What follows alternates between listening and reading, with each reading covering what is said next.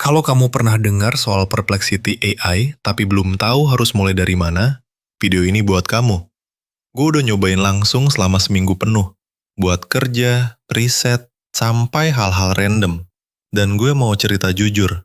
Apa yang bagus, apa yang kurang, dan siapa yang beneran butuh tools ini. Tanpa sponsor, tanpa lebay. Let's go. Oke, pertama-tama Perplexity AI itu bukan chatbot biasa seperti ChatGPT atau Claude. Kalau ChatGPT itu ibarat teman pintar yang ngobrol sama kamu, Perplexity lebih mirip asisten riset yang selalu pegang koran terkini. Cara kerjanya, setiap kali kamu tanya sesuatu, Perplexity langsung cari di internet secara real time, lalu merangkumnya jadi jawaban yang ringkas, lengkap dengan sumber atau sitasi yang bisa kamu klik dan cek sendiri. Jadi kamu nggak cuma dapat jawaban, tapi juga tahu jawabannya dari mana. Ini yang bikin Perplexity beda dari Google. Google kasih kamu 10 link dan suruh kamu baca sendiri. Perplexity sudah baca semuanya dan kasih kamu kesimpulannya. Hemat waktu banget. Platformnya didirikan tahun 2022 oleh ex-researcher dari OpenAI dan Meta. Dan sekarang sudah dapat pendanaan lebih dari $500 juta dari investor seperti Nvidia dan SoftBank. Ini bukan startup kecil-kecilan, mereka serius. Oke, sekarang gue walkthrough fitur yang paling berguna, langsung dari pengalaman gue sendiri. Pertama, Pro Search. Ini mode riset mendalam. Kalau Quick Search itu cepat dan cocok buat pertanyaan biasa, Pro Search menggali lebih dalam, pintas sumber, dengan reasoning yang lebih panjang. ASIO-nya bisa 2-4 menit, tapi kualitasnya beda level. Kedua, Focus Mode. Ini fitur favorit gue. Kamu bisa batasi pencarian hanya di sumber tertentu. Misalnya hanya dari jurnal akademik, hanya dari YouTube, atau hanya dari Reddit. Jadi hasilnya nggak kena sampah SEO. Ketiga, Spaces. Kamu bisa bikin folder proyek.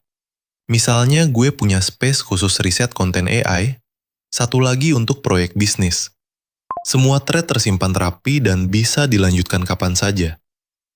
Keempat, upload file. Gue coba upload laporan PDF 47 halaman, dan Perplexity bisa langsung jawab pertanyaan spesifik dari dokumen itu. Hemat sekitar 2 jam kerja. Kelima, yang baru banget, Perplexity Computer. Ini fitur AI agent yang diluncurkan Februari 2026.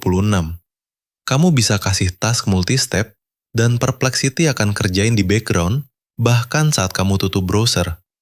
Ini bukan lagi chatbot. Ini udah kayak asisten yang beneran kerja buat kamu. Oke, jujur.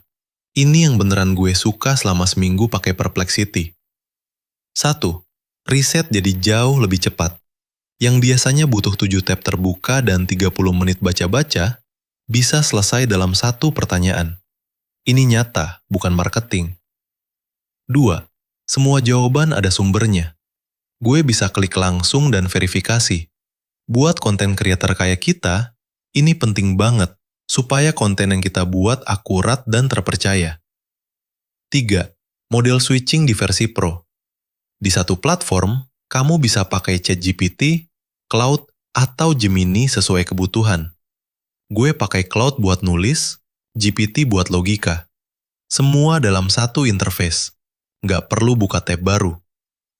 4. Berita breaking AI hari itu. Waktu ada pengumuman besar dari Google kemarin, gue bisa langsung tanya Perplexity dan dapat ringkasan akurat dalam hitungan detik. Bukan spekulasi, tapi dari sumber asli. Nah, ini yang gue kurang suka. Dan ini penting untuk kamu tahu sebelum bayar. 1. Versi gratis sangat terbatas. Hanya 5 Pro Search per hari. Kalau kamu pakai buat kerja intensif, itu tidak cukup. Kamu akan cepat mentok. 2. Terlalu percaya diri di topik yang kontroversial. Ini yang harus kamu waspadai. Gue pernah tanya topik yang memang ada 2 sisi berbeda dari para ahli. Perplexity kasih 1 jawaban definitif, 3 sitasi yang semuanya setuju. Sudut pandang yang berlawanan tidak ada. Jadi kamu tetap harus kritis. Jangan telan mentah-mentah. 3. Bukan alat kreatif. Kalau kamu butuh nulis artikel panjang, bikin konten kreatif, atau brainstorm ide, Perplexity bukan yang terbaik untuk itu. Untuk hal-hal itu, ChatGPT atau Cloud masih lebih unggul. 4. Harga. Versi Pro sekitar Rp275.000 per bulan. Tidak murah buat pelajar atau yang baru mulai. Tapi kalau kamu pakai buat kerja serius, ini worth it.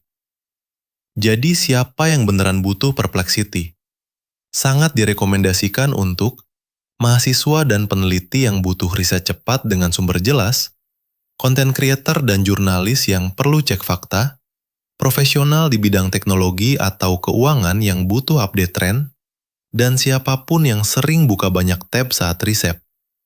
Mungkin bukan untuk kamu kalau kamu hanya butuh chatbot untuk ngobrol atau brainstorm, kamu lebih banyak butuh bantu bikin konten panjang, atau budget terbatas dan penggunaan kamu masih kasual. Kesimpulan gue setelah seminggu, Perplexity adalah yang terbaik untuk riset berbasis fakta dan informasi terkini.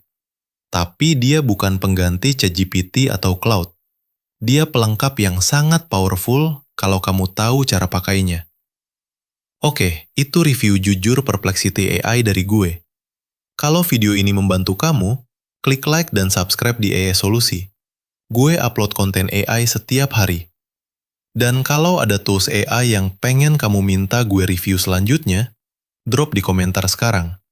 Sampai besok.